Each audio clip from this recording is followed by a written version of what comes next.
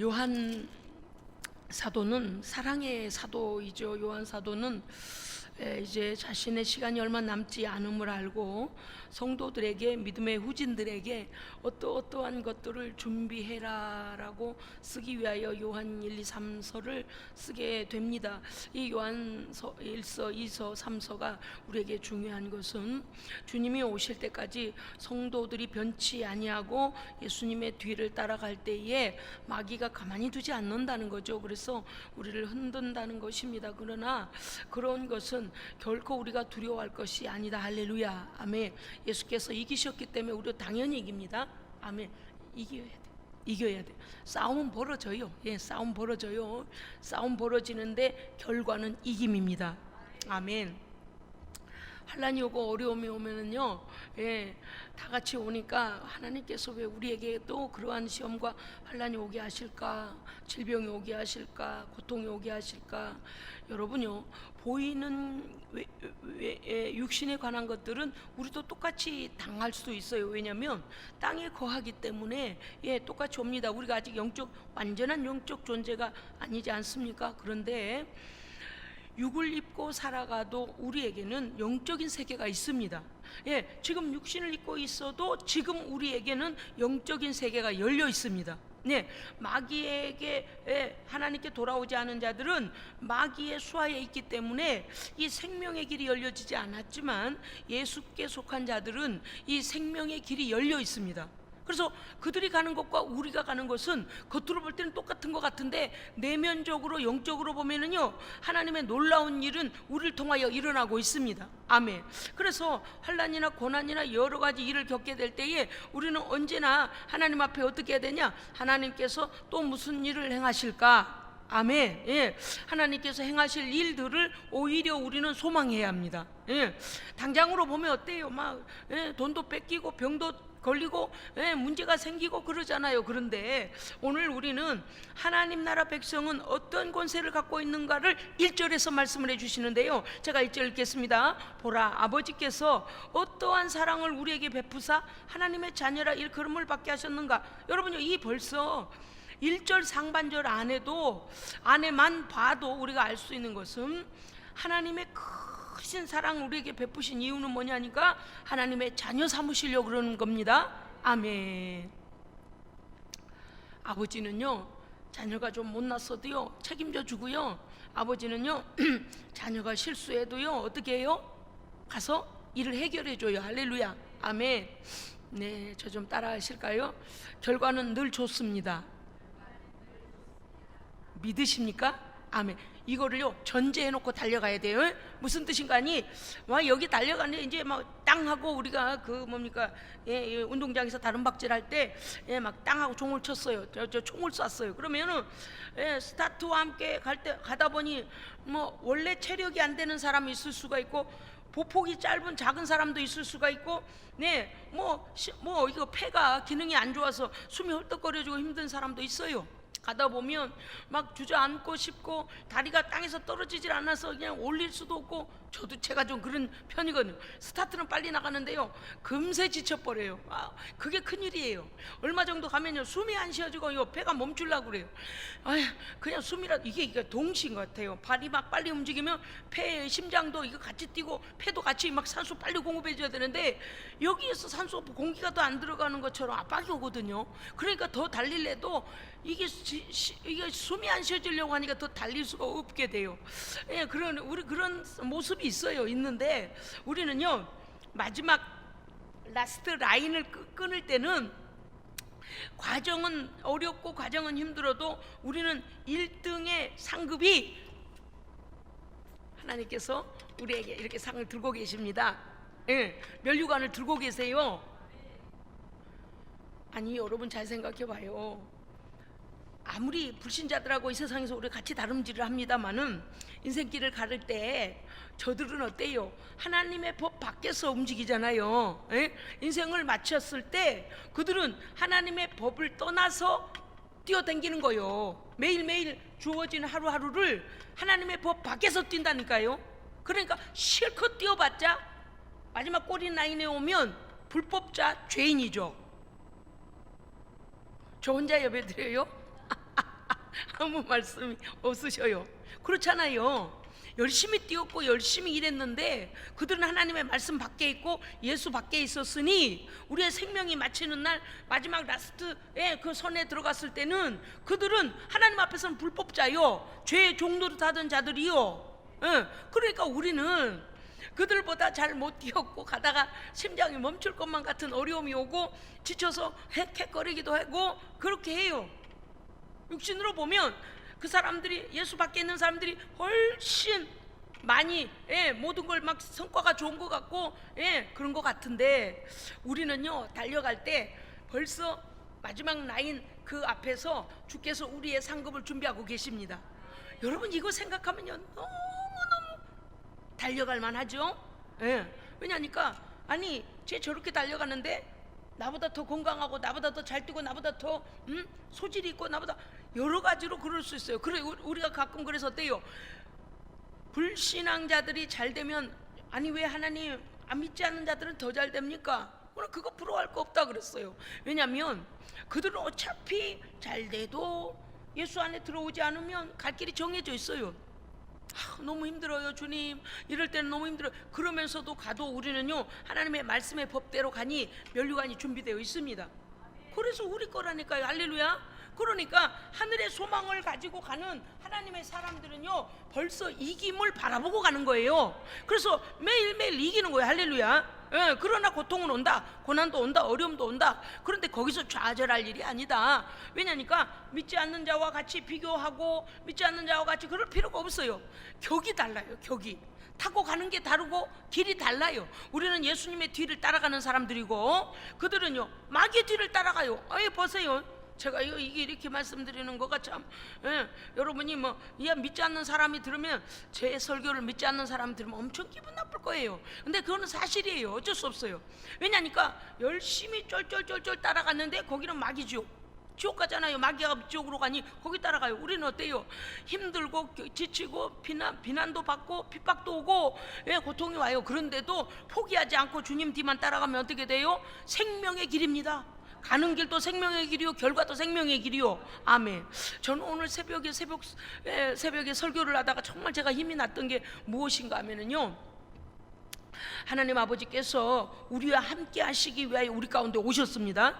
우리와 함께 하시기 위하여. 이게 얼마나 중요한 일인가 하니 아버지께서요 의의 나라를 준비해 놓으시고 이 의의 나라로 우리를 오롯이 데려가시기 위하여, 우리를 초청하시기 위하여 우리를 찾아오셨죠. 임마누엘로 예수님이 오셨죠. 믿으면 어떻게 된다고 그랬어요? 구원을 얻습니다. 그러니까 아버지께서 아버지의 나라를, 의의 나라를, 영생하는 나라를 유업으로 주기 위하여 예수 그리스도 그 아들을 통하여 하나님이 우리를 찾아오신 거예요. 그래서 우리의 손을 잡고 가자, 이제 가자, 나의 나라로 가자.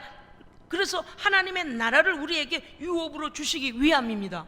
이거는 엄청난 거예요. 여러분요, 어떤 사람이 여러분의 부모님이 만약에 야, 날 따라와봐라, 저기 내가 5만 평 땅을 사뒀다, 그러면 여러분 어떨 것 같아요?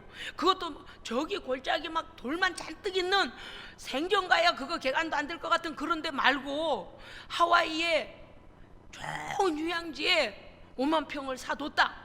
그럼 여러분 어떨 것 같아요? 기가 막히죠. 럭셔리하게 집을 지어가지고 말이야, 사시사철 거기서 네가 휴양을 하고 쉬고 그게 내가 준비해놨다. 그래 보세요. 그렇게 그런 좋은 데다가 땅과 집을 사놨대도 우리가 막 너무 감격할 일인데, 아버지의 거기는요 죄가 없고 죽음이 없고 병이 없고, 할렐루야. 아무런 어둠의 권세가 전혀 장악하지 못하잖아요. 하나님이 왕 되신 나라잖아요. 그러니까 그 하나님의 거룩한 나라를 우리에게 유업으로 주시기 위하여, 자 오늘 3장 1절이 그래, 보라 아버지께서 어떤 사랑을 우리에게 베푸사 하나님의 자녀라 일컬음을 받게 하셨는가. 우리가 그러하도다. 맞다. 세상이 우리에 대하여 그들은 알지 못한다. 어찌 알겠어요? 어떤 사랑입니까? 아버지의 사랑은 아들을 죽이신 사랑입니다. 그냥 제 천국에 오게 야 5천만 원 내놔라 이러신 분이 아니에요.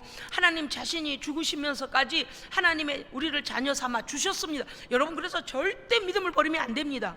어떤 상황 속에서도 믿음 붙잡아야 됩니다. 아멘.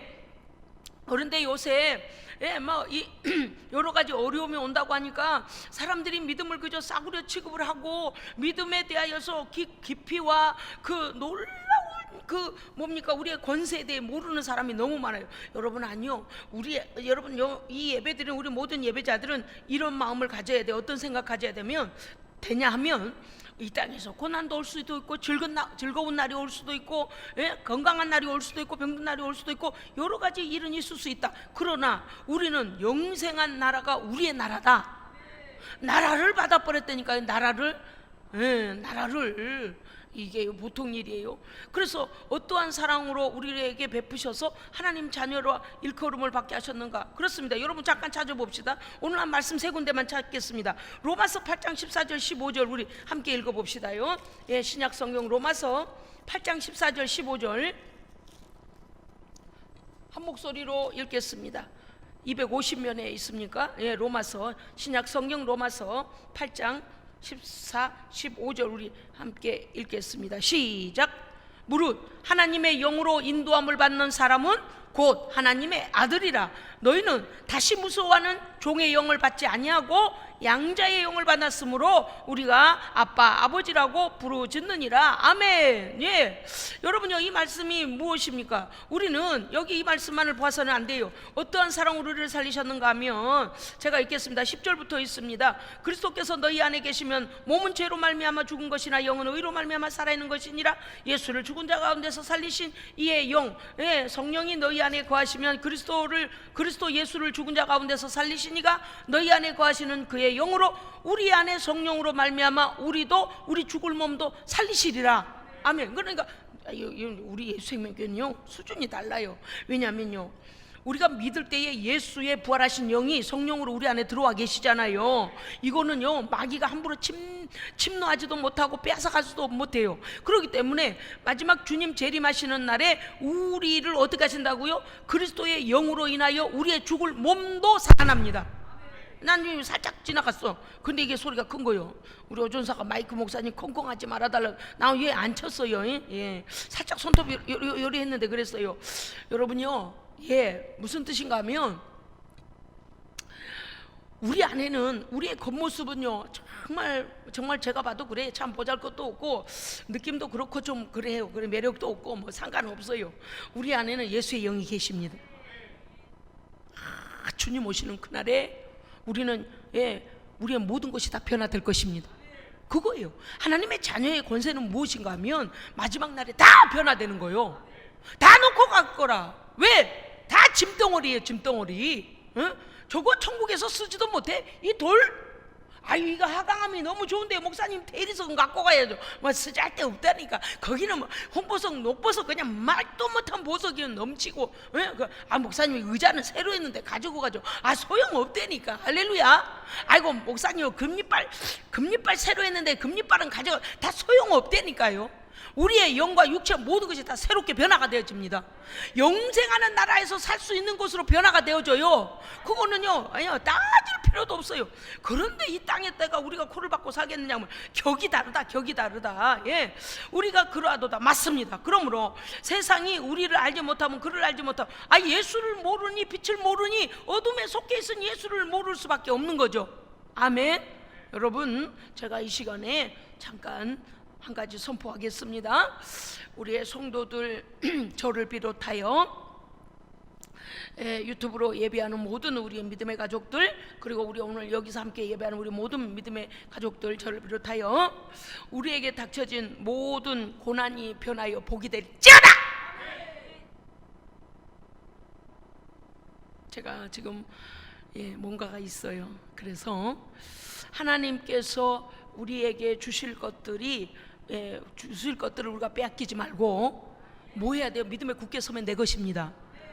분명히 우리 앞에서 좋지 않은 일들이 일어났고 사고가 터졌고 사람이 아팠고 돈을 빼앗겼고 이건 현실이에요. 그런데 하나님은요 전화위복의 하나님이십니다. 우리가 볼 수 있는 것은 육신의 것밖에 못 봐요. 아픈 것밖에 못 보고 돈 빼앗긴 것밖에 못 보고 어려움 당하고 있는 것밖에 못 봐요. 그런데 하나님은 그 모든 일들을 통하여 하나님 우리에게 복이 되게 하십니다. 그것을 믿으면 됩니다. 돼요. 제가요 오늘 본문을 짧게 잡았기 때문에 오늘 새벽 설교를 조금 더 여러분께 나누려고 합니다. 너무나 감사했어요. 누가복음 15장에서 100마리의 양을 치는 목자가 한 마리의 양을 한 마리를 잃어버렸어요. 그래서 99마리를 천국에 있게 하고 그 잃어버린 한 마리 양을 찾기 위하여 목자가 찾고 또 찾으러 나갔다 그랬어요. 찾아서 돌아오면 그 안고 들어와서 온 동네 사람들 다 불러 모으고 그 잃어버리지 않은 99 양과 함께 더불어서 잔치를 열었다 그랬습니다. 그런데 또 그 다음 구절에 가면은요 10드라크마 이야기가 나와요. 그래서 10드라크마는 9 가지고는 이 머리에다가 이렇게 면류관처럼 그렇게 쓰일 수가 없어요. 왜냐니까 약혼자 남편 될 사람이 자기에게 보낸 그 선물이기 때문에 그것은요 그냥 호주머니에 넣는 동전이 아니라 신부 될 사람이 선물 받은 거거든요. 그렇기 때문에 이 약정서와 같은 것이 10개가 돼야 꾸러미에다 거기에 꿰가지고 머리에다가 이렇게 면류관처럼 올린단 말이죠. 그런데 그 중에 하나를 잃어버리면 머리에다 못 얹어요. 그러니까 그 하나를 찾았습니다. 얼마나 찾냐니까 등불을 들고요 온 집안을 쓸어가며 찾았다 그랬어요.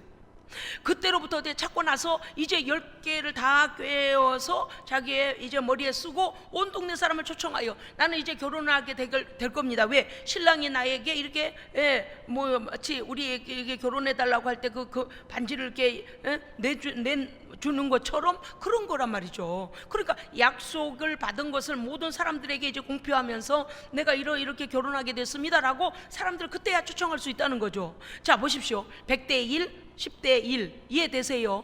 100분의 1 10분의 1 이해되셨죠? 100마리 양 중에 잃어버린 한 마리를 주님을 찾아내시고 만드신다.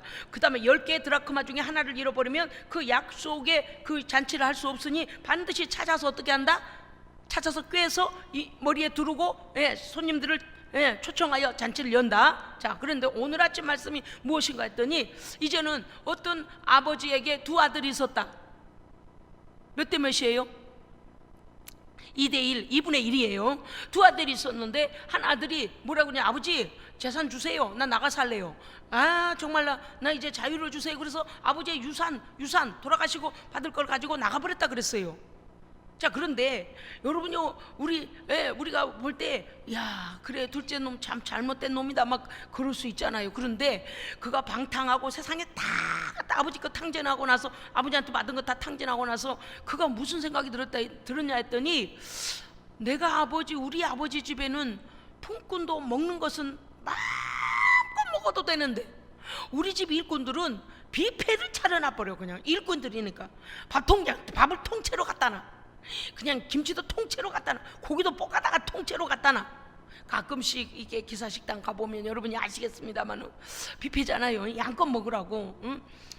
그런데 자기는 어때요? 지금 먹을 게 없어서 쥐업 열매를 먹다가 그것도 구할 데가 없더라 그랬어요. 돼지가 먹는 열매도 구할 수, 야생의 열매도 먹을 수 없어. 그것까지 못 먹으니 이제 막 굶주려 내가 그거 어떻게 고백을 했냐니까 이랬다 그랬어요. 나는 여기서 굶주려 죽는구나 라고 했어요. 그만큼 생명의 위협이 왔다 그랬습니다.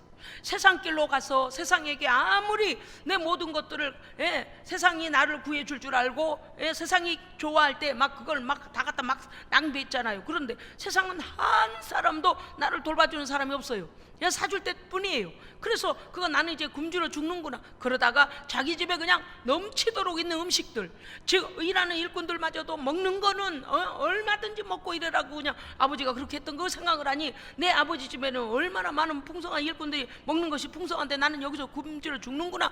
그러다가 그가 아버지 집으로 돌아가기로 하고 그가 죄를 범함을 알고 아버지께 돌아오게 되지요. 아버지께 돌아왔는데 아버지가요 저 멀리서부터 막 뛰어나옵니다. 달려 나와요. 왜? 본문에 보니까 이렇게 돼 있더라고요. 달려라는 말이 있고 목을 끌어안고 달려나와 끌어안고 그 아들에게 씻기고 새 옷을 입히고 가락지를 끼우고 신발을 신기고. 자 보세요. 그런데 그 아들이 뭐라고 했냐면 올 때 이렇게 했어요. 저는 하늘과 아버지께 죄를 지었으니 이제 품꾼의 하나로 써주세요.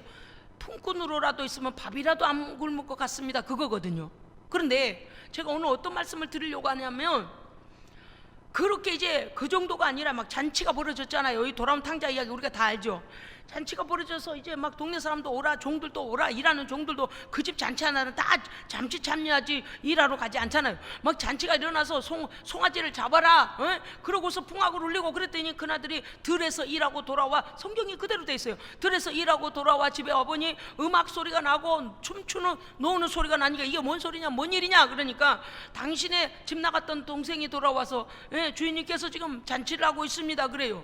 그러니까 그나들이요 그냥 삐졌어요. 삐져가지고 이러고 집 밖에서 집 안으로 들어가질 않아요. 성경에 보니까 어떻게 되냐면 그 아버지가 아들에게 고나나, 그 아버지가 고나였으나 아들이 안 들어갔다 그랬어요. 그 아버지가 와가지고 얘야 너 동생이 살아왔다, 야 이 우리 얼마나 기쁜 일이냐, 잔치하자 그랬더니 그 아들이 아버지 짜증을 내면서 아버지의 유산을 갖다 다 탕진하고 온 놈을 잔치라뇨.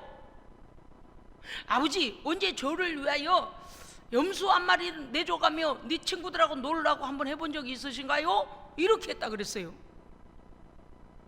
자요, 우리는 큰 아들의 말을 우리가 다시 생각해 봐야 돼요. 왜냐하면 이 큰 아들의 말 속에는 뭐가 있냐니, 아버지의 유산, 재산을 탕진하고 온 녀석을 아버지 지금 잘 왔다고 지금 잔치를 하고 계시는가요? 이렇게 말했다는 거죠. 그러니까 이 큰아들은 아버지를 내면적인 아버지로 존경하고 사랑하고 그런 관계적인 면이 아니라 일적인 관계, 그렇죠? 일, 그 다음에 재산의 관계, 이 정도만 한 거예요.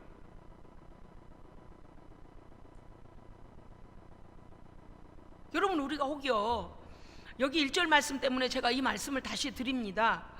하나님의 자녀인 우리가 하나님을 우리의 세금이나 계산하러 온 세무관 정도로 알고 있지는 않은가? 때로 경찰관처럼 하나님을 우리는 경찰관처럼 알고 있지는 않은가? 뭔가 범죄를 하면 맨 벌금이나 매기고 맨 감옥이나 보내고 하는 그런 하나님에 대하여 우리는 경찰관으로 알고 있지는 않은가? 또는 내가 필요하면 언제든지 내 필요한 것만 달라고 하는 그런 하나님, 내게 필요한 하나님으로만, 그것이 이제 영적인 것이 아니고 하나님의 뜻과 상관없는 내 것만을, 내 욕심, 내 생각, 내 모든 명예, 내 모든 재산, 내 모든 건강, 내 모든 것만을 채우기 위하여 하나님을 이용하는 자는 아닌가? 왜냐니까 이 큰아들이요, 아버지에 대해서 얼마나 오해를 했나 몰라요. 그건 무슨 뜻인가 하면 이 큰아들은 아버지도 사랑하지 아니하였고 동생도 사랑하지 않은 사람이에요. 그러니까 이 사람은 사랑이란 걸 몰라요. 모를 뿐만 아니라 늘 그곳에서 일할 때도 아버지께 사랑받는 존재란 생각하지 않은 거예요. 그저 아버지의 재산 잃지 않도록 그것만 그저 유지해주면 되는, 그러니까 무엇과 같은가 하면요, 이 큰아들은 그 집 머슴하고 생각이 똑같은 거예요. 머슴들은 그러잖아요. 주인의 재산 축내면 안 되는 거잖아요. 그런 거예요. 마치 고용주한테 고용받고 있는 피고용인처럼 생각하는 게 맏아들이에요. 그러니까 일꾼과 아들은 이 완전히 있는 자리가 다른 건데, 자격이 다른 건데, 이 맏아들이 얼마나 오해를 했어요. 아버지의 유산을 가지고 가서 창기 들고 가서 다 잃어버린 아들을, 아버지는 지금 그렇게 하십니까? 보세요. 어디 아버지를 사랑함이 있으며 그 동생의 영혼을 사랑하며 그 영혼 동생을 사랑하는 마음이 어디 있어요? 없어요. 아버지가 이렇게 말합니다. 얘야, 너는 나와 늘 함께, 항상 함께 있어.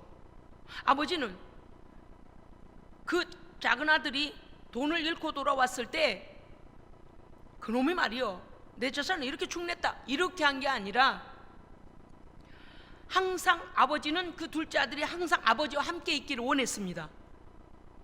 그래서 아버지가 큰아들에게 뭐라고 했냐면, 얘야, 너는 항상 나와 함께 있어. 그러니까 아버지는 그 큰아들이 함께 있는 것으로 족하고 기쁘신 거죠. 그런데 그 아들은 그거를 그렇게 중요하게 생각 안 한 거예요. 그리고 뭐라냐, 내 것이 다 네 것 아니냐, 네가 늘 나와 함께 있으니 내 것이 다 네 거 아니냐. 여러분요, 우리가 오늘 새벽에도 우리가 참 깨달았습니다마는 둘째 아들은 돌아와서 뭐라고 그래요? 관계를 생각하죠. 아버지, 이제 아버지의 아들로 저를 부르지 마시고 아버지의 관계는 끝났을 겁니다. 왜? 나는 너무 아버지께 큰 죄를 지었기 때문에 그냥 이제 아버지와의 관계는 끝났지만 일꾼 품꾼의 하나로만 써주세요, 이렇게 고백을 하고 있으니까 아버지와의 아버지와 아들의 깊은 관계는 자기의 잘못으로 인하여 끝나버렸다고 생각하는 거죠. 그런데 맏아들은 아버지와 자기 사이에 있는 사랑이나 아버지와 아들이라는 그 관계적인 것도 생각하지 않아요. 우리가 때때로 제가 요새 드리는 말씀 있잖아요. 강조하면서 말씀드린 거 있잖아요. 뭐라고 그랬어요? 하나님의 은혜, 하나님의 사랑에 감격하는 성도가 됩시다. 눈물이 회복돼야 됩니다. 감격이 회복돼야 됩니다. 하여간 하나님의 그 넓고 크고 놀라우신 사랑, 여러분요, 지금 당장 닥친 일을 보면은 어때요? 이해가 안 될 일이 참 많아요. 그런데 우리는 그 무엇보다도 반보, 한 보는 못 나가도 반보는 나가야 돼요. 어떤 걸 가져? 마음속에 소망을 가져. 하나님께서 이 일을 통해서 어떻게 일이 되게 하시려고 그러실까? 무슨 일을 하려고 그러실까? 할렐루야. 그것은 아버지를 믿는 믿음입니다. 아버지께서는요, 선하시고요, 아버지께서는 우리가 생각할 수 없는 능력의 하나님이십니다. 그러니까 이 둘째 아들이 아버지께 두들겨 맞아 죽더라도 내가 그곳에 가서 밥 한 끼 얻어먹고 죽어야 되겠다. 품꾼의 일을 해도 내가 그곳에 가서 아버지 집에는 밥이 많으니까 그곳에 가서 먹는 거라도 굶지 말아야 되겠다라고 왔어서 아버지가 어떻게 두들겨 패도 그는 맞을 생각을 했어요. 그런데 아버지가요, 그 돈 너 어디 이러면서 자식이 돈 다 잃어먹고 돈 찾아갖고 와, 돈 원있지 해가지고 와, 이렇게 하지 않았어요. 미리 내다보고 있다가요, 아들이 막 오고 있는 모습만 보고도 달려나가가지고 목을 끌어안고 막 종들을 시켜가지고 빨리 새 옷 입혀라. 새 옷 입히라는 게 뭐예요? 예수 그리스도의 의의 새 옷을 입히라는 거죠. 아멘. 이전에 대묻고 죄범하고 하나님 떠나고 그 모든 죄들에 대해 싹 벗어버리고 하나님의 아들의 의의 옷을 입힌 거 아닙니까? 그 다음에 뭐예요? 반지를 끼우라는 것은 아버지와 아들의 관계가 끝나버렸다고 생각하는 둘째 아들에게, 아들아, 네가 돌아옴으로 인하여 너는 나의 영원한 아들이다, 그 약속이 다시 주어진 거죠. 이해하셨어요? 이 반지는 약속이거든요. 관계적으로 아버지가 너를 이렇게 잃고 왔어도 내가 너에 대하여 책임진다, 책임진다는 거예요. 그 약속인 거예요. 보호와 인도하심과 모든 풍성한 은혜를 주겠다는 거죠. 그 다음에 신발을 신기라는 게 뭐예요? 신발을 신으라는 것은 이제부터 정말 새 사람이 되어 하나님의 사람으로, 아니 그 아버지의 아들로서의 사명 감당하라는 겁니다. 품꾼으로가 아니요, 품꾼으로가 아니라 동네 지나가는 거지가 아니라 네가 새 신발을 신고 이제부터 정말 아들다운 노릇 좀 해봐라. 그래서 이제부터는 아들다운 아들, 하나님 그 아버지의 은혜 받은 아버지의 참 아들로서 이제는 너의 사명을 감당해라. 우리 하나님 그런 하나님이십니다. 그래서 이 아들은 정직하게 아버지께 돌아와서 모든 것이 회복됐습니다. 그런데 이런 사실에 대하여 큰아들은 시기하고 질투하고 미워하고 아무 관심이 없어요. 세상에 어때요? 정상인이라면 어때요? 아이고 어떻게 그래요? 무사히 왔어요? 다친 데는 없어요? 그래야 되지 않아요? 아이고 그래, 아니 그래 먼 나라까지 가서 어떻게 하고 왔는가? 막 내 오늘 아침에도 그랬어요. 농기구 메고 갔다 왔다가는 농기구 막 집어던지고 그냥 막 달려가서 어디서 아이고 돌아갔다면 어디서 사람부터 찾아야죠. 동생부터 찾아야죠. 없어요. 문 밖에서 얼굴은커녕 얼굴을 찾는 게 아니라 문 밖에서 삐져가지고 안 들어오니까 짜증났다 이거지 이제. 삐졌잖아요. 그러니까 아버지가 와가지고 얘야 들어와라, 얘야 네 동생이 왔다, 뭔 상관이냐는 듯이. 그럼 이 돈 갖다 다 잃어버리고 왔는데요, 보세요. 자기의 동생을 아버지 돈을 잃고 온 사람으로만 보는 거죠. 여러분요, 우리가 하나님의 1절에서 볼 때 아버지의 자녀라 일컬어, 여러분 하나님께서 우리를 자녀라 일컬어 주면 다 됩니다. 다 돼요. 의의 옷을 입혀주실 것이고 새 반지를 끼워주시고 새 신발을 신기시고 아버지의 거룩한 나라도 주시고. 이전에 그렇지 않은 사람이 어디 있어요? 그러니까 이 마지가 아버지를 아버지로 안 게 아는 아버지를 아버지로 알지 못한 자는 둘 다 탕자지만 몸이 있고 마음이 떠난 탕자는 맞이고 몸과 마음이 다 떠났던 탕자는 둘째란 말이요. 그러나 아버지께 돌아오면 모든 것은 회복됩니다. 회복돼요. 삐져 있을 일이에요. 그런데 이게 그럴 수 있다는 얘기죠.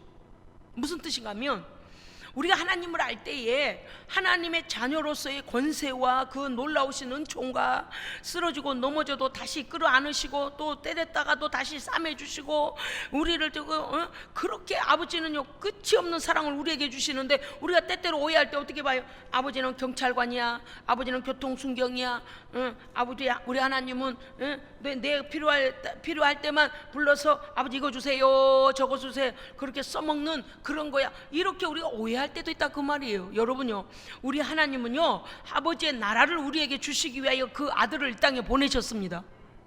너무 놀라워, 너무 놀라워. 그래서요 우리 주님 다시 오시는 그날까지 이 하나님의 백성이라는 어마어마한 이 우리의 권세를 잊어버리면 안 됩니다. 예, 딱 기억해야 돼요. 어떻게 기억하시라고요? 아니 저보다 크게 하셔야지. 이 인원이 몇 분이신데 어떻게 기억하셔야 돼요? 아니 딱새우 먹을 때 딱 하고 하듯이 딱 기억하셔야 돼요. 왜냐면 제가 왜 딱 기억해야 되냐고 하면 세상에요 갑작스레 일을 팍 이렇게 만나잖아요. 그러면 순간적으로 어질해져요. 야, 이 어떻게 감당하라. 그런데 우리는 빨리 믿음이 다시 여기에 딱 기억된 게 딱 생각이 나야 돼요. 딱 생각나. 아이고 아버지 하나님께서 이 일을 선한 길로 인도해 주실 줄 믿습니다. 닥진환란은 커도요 마무리를 하나님 해주시면 완벽합니다.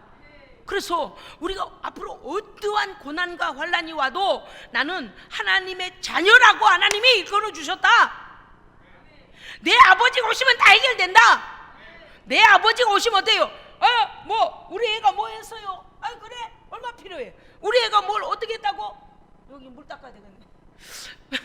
우리 애가 뭘 어떻게 했다고? 뭐 걱정이 뭐요? 이봐 박비서 이비서 김비서 이거 말 한마디만 다 해결하잖아요. 이 세상에서도 권세와 돈과 권력이 있고 또 위치가 그러면 어때요? 다 그냥 그래 합법적인 방법으로 해. 그래 아버지 한마디면 그냥 그죠. 근데 일이 다 해결되는데 하나님 아버지가 우리 아버지시대. 할렐루야. 우리는 어떻게 하면 돼요? 요한복음에 나온 말씀처럼 우리가 예수 안에 아버지 안에 거하고 아버지 우리 안에 거하시면 돼요. 아멘. 이 믿음을 잃지 마라. 예, 왜냐 세상은 우리를 몰라. 괜찮아 너희들이 우리 안 알아줘도 돼. 왜? 우리가 가진 권세는 너는 감히 몰라. 너는 어둠에게 지금도 속해 있기 때문에. 그래서 2절에 보면 사랑하는 자들아 우리가 지금은 하나님의 자녀라. 장래에 어떻게 될지는 아직 나타나지 아니하였으나 그가 나타나시면 우리가 그와 같을 줄을 아는 것은 그의 참모습 그대로 볼 것이기 때문이니. 너무 놀라운 게요, 우리는 지금 하나님의 자녀의 신분을 가졌습니다. 그런데 어차피 이 땅에서의 우리의 사명이 끝날 때까지, 주님 오실 때까지 우리는 사명 감당할 것입니다. 그러니까 어때요? 주가 재림하시면은 우리가 2절 말씀 여러분이 다시 읽어주세요. 자 2절 3장 2절 시작.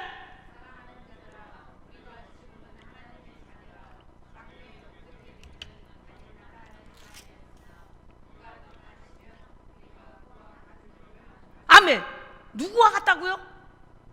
예수와 같다고요. 와, 정말 놀라운 일이죠. 주님이 오시면 어떻게 됩니까? 우리가 예수와 같은 영광의 몸으로 변화되어지고요, 예수와 같은 영광의 나라 백성이 돼서 가고요, 이 어떤 누구도 우리를 붙잡을 수가 없어요. 이런 영광스러운 하늘 백성이 이 땅에 지금 살고 있습니다. 너무 놀라운 일이에요. 너무 놀라운 일이에요. 여러분 우리가 한번 더 찾아봅시다. 고린도후서 15장 12절요. 여기 말씀도 오늘 세 군데 찾는다 그랬어요. 고린도후서 15장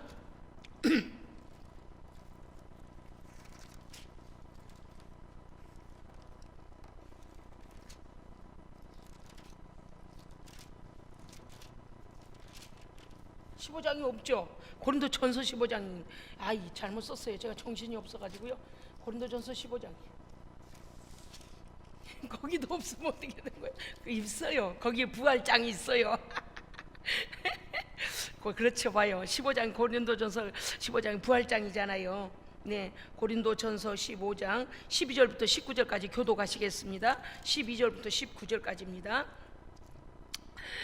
그리스도께서 죽은 자 가운데서 다시 살아나셨다 전파되었거늘 너희 중에서 어떤 사람들은 어찌하여 죽은 자 가운데서 부활이 없다느냐?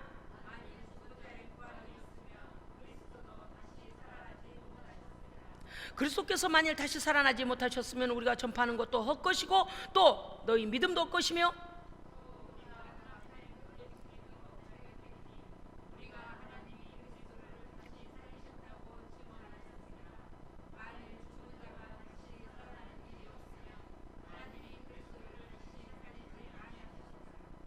만일 죽은 자가 다시 살아나는 일이 없으면 그리스도도 다시 살아나신 일이 없었을 터이요.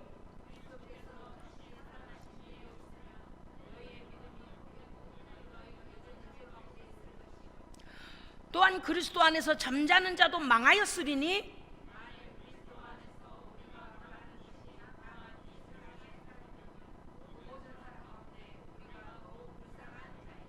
아멘. 예, 예수님께서 부활하지 않았다면, 그런데 여기 말씀 안에서 보면 뭐라고 되어 있습니까? 우리를 부활의 영광 가운데 우리를 인도하시기 위하여 주님이 죽으시고 부활하셨다는 거죠. 그러니까 그리스도의 부활과 우리의 부활은 동일합니다.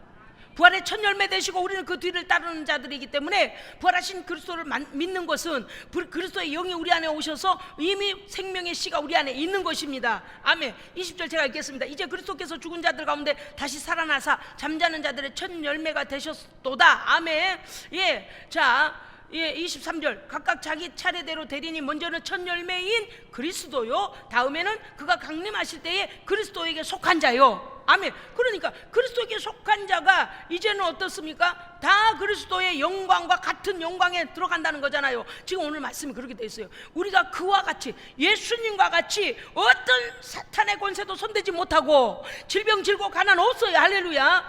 하나님의 아들로서 양자된 자로서 우리는 이제 그 거룩한 나라에 들어갈 것이 우리의 참 모습이기 때문에, 예, 그래서 이와 같은 부활의 소망을 가진 자마다 3절에 주를 향하여 이 소망, 부활의 영광의 소망을 가진 자마다 그의 깨끗하신과 같이 자기를 깨끗하게 하느니라. 아멘. 여러분, 영광의 부활, 예수님께서 부활하시고 부활하셨던 것도 죄가 없으심으로 사망 권세가 잡지 못했습니다.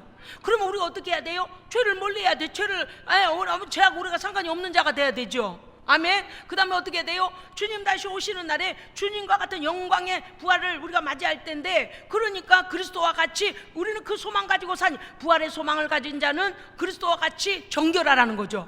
예. 그러니까 우리가 죄가 타협할 수가 없어요. 제가요, 어떤 일이 일어나면요, 저도 모르는 사이에 오늘 조금 전에 이 앞에 차가요, 해도 너무했지, 주차장을 이만큼 먹어가지고 차를 이렇게 대놨더라고요. 그럼 내가 다른 데 같으면 이래 바로 들어올 수가 없는 거예요. 저 한번 빼서 또 뒤로 돌려서 이래 돌려서 이쪽에서 이렇게 들어와야 그 차를 피해서 그거 내려와야 되니, 이게 상식이 아니잖아요. 그 자리가 부족하면 딴 데다 대야지. 지하 주차장에 차 들어가는 데를. 그래서 이렇게 보니까 전화번호도 안 붙여놨어요. 그래, 카페에 누가 있는가 하고 내가 차를 거기다 세워놓고 나와서 이러면 둘러본 소리를 좀 질렀어요. 아니, 이렇게 상식이 없나? 이렇게 주차장 입구를 갖다 이렇게 막아놓고 어디서 뭐하고 있는가? 이렇게 상식이 없어? 이제 그러고 제가 다시 차를 탔어요. 그런데 거기 잠깐 우리 내리막길 있잖아요. 주차장 내리막길 내려오면서 제가 아버지 하나님 죄송해요. 제가 아버지 죄송해요, 성질 부려 죄송해요. 그 사람한테 어디 있나 이렇게 해놓고 내가 나타나면 나랑 좀 따지려고, 아버지 죄송해요. 제가 그러면서 내려오는 순간에 벌써요, 왜냐니까 아버지가 싫어하시겠다. 내가 짜증을, 내 엘리베이터 탈 때 얼굴이 내가 굳어 있었을 거예요. 딱 걸렸어요. 우리 권사님들 두 분이, 박 권사님하고 이 권사님이요, 차에 엘리베이터에 딱 타고 계셨는데 제가요 그때까지 얼굴이 굳어 있었어요. 왜냐면 그 사람이 아무리 상식이 없어도 어떻게 그렇게 주차장 입구를 막고 주차를 했을까 싶은 게 참 해도 너무했다. 그 이제 이상하네, 참 어떻게 그럴 수가 있어 이랬는데, 마음으로는 벌써 아버지 죄송해요, 기쁜 마음 금방 상실해서 죄송해요, 감사한 마음 상실해서 죄송해요. 그러면서 내려왔다니까요. 무슨 뜻인가 하면요, 우리가 하나님이 기뻐하시고 온전하신 뜻, 선한 뜻이 아닐 때는 빨리 내보내야 돼요. 우리의 그런 생각이 올 수가 있다니까요. 그래서 뭐라고 하셨어요? 해가 지기 전에 그 문제를 해결하라 그랬잖아요. 예. 그러니까 우리가요, 예, 화가 날 수도 있고 그 일에 대해서 금방 우리에게 반응이 일어날 수가 있어요. 그래도 어떻게 해야 돼요? 그거를 갖다가 여기서 죄가 우리 안에 들어와서 진을 치지 못하도록 빨리 하나님께 회개해 버려야 돼요. 회개해야 돼요. 그래서 그러고 났더니 마음이 편해졌어요. 왜냐니까 그래, 하나님께서 아시는데 내가 거기서 성질을 냈을까? 아니 혼자 그냥 바른 소리 해주려고 했을까? 그러면서 내려오면서 뭔 생각했냐니, 그 사람이 안 나타나길 참 잘했다. 응? 차주가 거기서 안 나타나길 참 잘했다. 거기 내리막길 차 내려오면서 벌써 그 생각을 했어요. 왜냐니까 만약에 누가 아이고 죄송합니다, 그래서 나타났으면 제가요 설교 시간이 다 돼서 지금 막 강주에서 지금 넘어오다가 제가 지금요 차를 지금 긁고 난리가 났는데 막 시간은 다 돼가는데 막 견인차가 왔길래 나 지금 너무 급하니까 나 좀 놔두라고, 그래가지고 지금 왔어요. 그랬는데 설교하려고 막 그런 걸 무릅쓰고 여기까지 왔는데 그 사람이 거기서 나타났으면 설교한 시간이 또 내가 더 쫓길 거 아닙니까? 그런데 내려오면서 그랬어요. 아이고 거기 전화번호를 안 써놓게 참 잘했다. 안 만나기 참 잘. 금세 감사가 시작됩니다. 하나님 죄송해요. 그러고서 내려오니까요 벌써 감사가 시작돼. 그랬으면 예배 시간이 더 딜레이 될 뻔했네, 설교 시간이. 그러면서 감사가 시작돼. 여러분, 우리가 이 땅에서요, 저는요 이제 정직하게 고백합니다. 어떤 일을 당하면 당장은 당황스러울 수도 있고 당장은 우리의 감정이 요동이 올 수 있어요. 그런데 성령이 기뻐하시지 않은 생각이나 말이나 우리의 감정의 요동을 어떻게 해야 돼요? 빨리 내보내야 돼요. 빨리 내보내고 평강을 찾아야 됩니다. 평강 찾아야 돼요. 평강을 찾아서 뭐 해야 돼요? 성령께서 우리를 쓰시기에 합당하도록 살아야 됩니다. 오늘 뭐라고 했냐? 그리스도께서 영광의 날에 너희들에게 줄 상을 가지고 딱 빰빰빰빰빰빰빰빰 그러고서 천사들이 다 동원하여 전부 여기다 면류관 여기다 씌워주려고 딱 씌워주려고 하지 않겠어요? 그래서 천사들을 동원하여 다 기다리고 있는데, 여러분, 우리는 날마다 이걸 소망해야 됩니다. 하나님의 약속이에요. 죽도록 충성하라. 내가 내게 생명의 관을 주리라. 생명의 멸관 주신다 그랬잖아요. 주님을 위해 우리 충성하잖아요. 그러니까 벌써 예비되고 준비된 거잖아요. 그래서 거기까지 갈 소망을 가지고 사는데 가다가 거기까지 꼬리 못하겠네. 하나님의 나라까지 꼬리 못하겠네. 여기서 그만둬야지. 내가 어떻게 죄를 이기고 살아? 저 사람이 저렇게 나를 비난하고 저 사람이 저렇게 믿음 생활을 방해하고 저 사람이 저런데 모르겠다. 내가 믿음 생활 하나만 여러분이 이게 마귀가 원하는 게 이거라니까요. 너 믿음 생활 하나만 포기해. 응? 너 예수 믿고 경건하게 살려고 하는 거 그것만 포기해. 그러면 다 줄게. 마귀가 우리에게 원하는 건 그거거든요. 예수님이 시험할 때 뭐라 그랬어요? 하나님의 아들로서 사명 감당하지 못하게 하려고 돌이 떡이 되게 해서 먹어. 그것도 주겠다는 거지가. 천하 만국의 영광을 줄 테니까 내게 절해라. 높은 데서 뛰어내려 천사들이 널 붙잡아 줄 거야. 지금 뭔데 그런 소리를 해? 지금 뭔데? 여러분, 그래서 우리가요 오늘 3절의 말씀이 중요해요. 그리스도의 부활의 날에 완전체로 영광의 부활을 우리가 맞이해야 될 터이니 이 땅에 사는 날 동안에 그리스도처럼 깨끗해야 됩니다. 아멘. 그러니까 아까 말씀드렸 목사님 그러면 죄도 안 짓고 그게 마음대로 됩니까? 아니요. 우리에게도 이런저런 생각이 올 수도 있고 실수할 수 있고 넘어질 수 있으나 다시 벌떡 일어나야 됩니다. 벌떡 일어나. 할렐루야. 아멘. 그래서 어떤 사람이 어느 시점에서 빨리 일어나느냐, 빨리 일어나는 사람이 이기죠. 빨리 이기는 사람, 여러분 보세요. 마라톤 달려가다가요 어떤 사람이 이렇게 추월하려다가 뭉쳐서 달리고 있는 사람들 그 옆으로 다 쓰러지면 어때요? 그 자전거 경기가 그거 할 때 보니까 그렇더만요. 이렇게 돌다가 자전거가 이렇게 추월하다가 옆에 자전거를 건드리면요 거기 그 무리들이 다 자전거가 막 저리 도망가 버리고 전부 쓰러져요. 거기에서 누가 이기냐? 빨리 일어나서 자기 자전거 찾아가지고 페이스를 찾아서 뛰는 사람이 이깁니다. 넘어질 수 있어요. 어려울 수 있어요. 그런데 우리는 이 땅에서는 볼 수 없는 엄청난 영원한 완전한 부활체의 소망과 하나님께서 우리에게 상급 주실 생명의 면류관이 준비되어 있습니다. 그래서 그걸 보고 달려가야 돼요. 오늘요 너무나 소망의 말씀인데 여러분 전달이 됐는지 모르겠습니다. 그러나 이 땅에서요 우리에게 닥쳐오는 어려움 때문에 슬퍼하지 마십시오. 설령 그 일이 벌어졌다 해도 우리 안에서 믿음까지 포기하면 안 됩니다. 계속해서 어떻게 해야 돼요? 더 하나님께 가까이 가고 더 하나님께 기도해서 이 모든 고난을 다 어떻게 헤쳐나가야 돼요. 헤쳐나가서 마침내 그 라인에 서면 어떻게 돼요? 면류관 들고 천사들이, 하나님께서 우리에게 씌워줄 천사들을, 할렐루야. 여러분요, 어떠한 일이 있어도 오늘 예배를 함께하는 우리 모든, 또 유튜브를 통하여 예배하는 모든 자들이요, 죄와 타협지 마십시오. 우리가 살아갈 길은 성령 안에서 깨끗한 삶입니다. 옆에 사람이 야, 한잔 안 해? 야, 한 대 안 피워? 야, 너랑 나랑 술집에 안 가? 너랑 나 춤추러 안 가?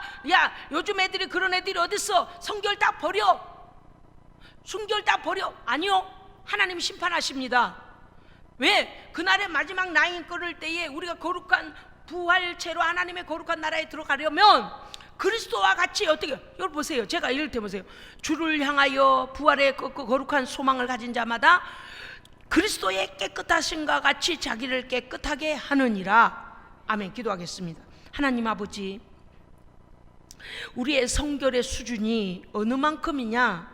그리스도만큼 높은 차원의 성결한 사람으로 반드시 부활의 산 소망이 우리에게 있사오니 그리스도의 정결하심과 같이 우리도 정결한 삶을 살게 하여 주시옵소서. 죄에 넘어지고 쓰러지고 핍박받고 유혹받는 모든 세상 속에서 죄와 타협지 아니하고 혹여 쓰러지고 넘어지고 실수했을지라도 벌떡 일어나서 아버지의 주신 약속을 딱 기억하면서 하나님께 돌아와 회개하고 아버지와 함께 그 깨어지지 않는 영원한 아버지와 자녀의 관계를 다시 유지함으로 하나님 앞에 그 영광의 부활에 동참할 수 있는 우리 모두 되게 하여 주시옵소서. 우리 구주 예수 그리스도 이름으로 기도합니다. 아멘.